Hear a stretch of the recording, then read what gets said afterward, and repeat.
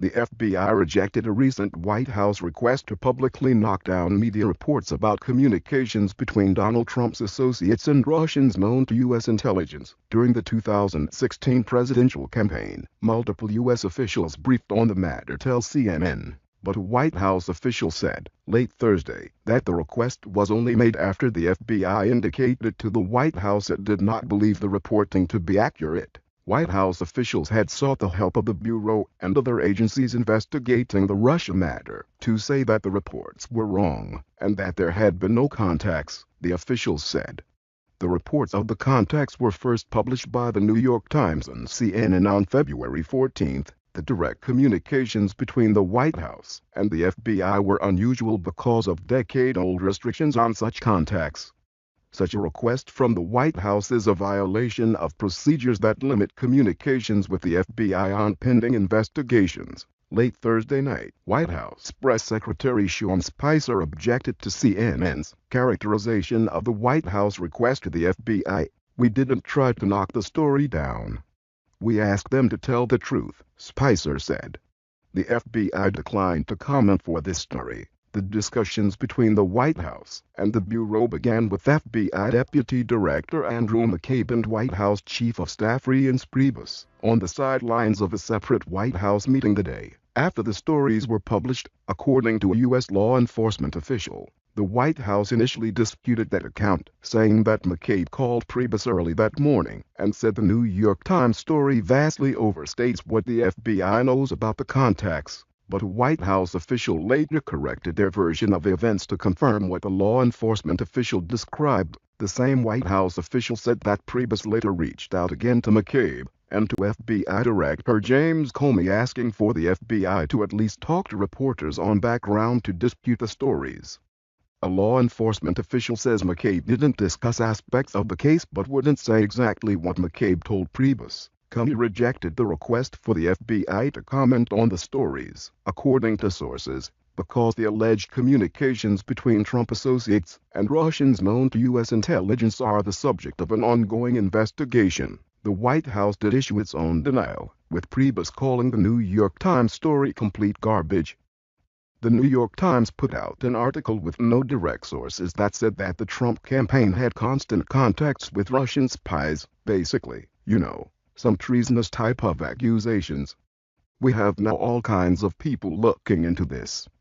I can assure you, and I have been approved to say this, that the top levels of the intelligence community have assured me that that story is not only inaccurate, but it's grossly overstated, and it was wrong. And there's nothing to it," Priebus said on Fox News Sunday last weekend. CNN has previously reported that there was constant communication between high-level advisors to then-candidate Trump, Russian officials, and other Russians known to U.S. intelligence. During the summer of 2016, several members of the House and Senate Intelligence Committees tell CNN that the congressional investigations are continuing into those alleged Russian contacts with the Trump campaign. Despite Priebus' assertion that there is nothing to those reports, it is uncertain what the committees will eventually find, and whether any of the information will ever be declassified and publicly released. But the push to investigate further shows that Capitol Hill is digging deeper into areas that may not be comfortable for the White House. The Trump administration's efforts to press Comey run contrary to Justice Department procedure memos issued in 2007 and 2009 that limit direct communications on pending investigations between the White House and the FBI. Initial communications between the Justice Department and the White House concerning pending or contemplated criminal investigations or cases will involve only the Attorney General or the Deputy Attorney General from the side of the Department, and the Counsel to the President, the Principal Deputy Counsel to the President, or the Vice President from the side of the White House, reads the 2009 memo.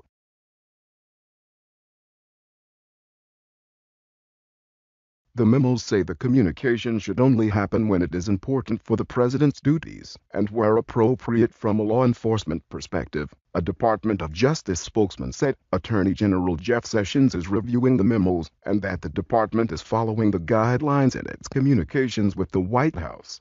The effort to refute the CNN and New York Times stories came as increasing numbers of congressional members were voicing concern about Russia's efforts to influence individuals with ties to Trump. On February 17, the Senate Select Committee on Intelligence held a briefing with Comey. It's unclear what was said, but senators suggested there was new information discussed about Russia. Every briefing we go through we gain new information, said Senator James Lankford of Oklahoma, a member of the committee. Lankford declined to be more specific about the briefing. Senator Angus King of Maine also declined to reveal what was discussed during the Comey briefing. In response to a question on Priebus' strong denial of the claims, King said he was surprised that Priebus would be that categorical.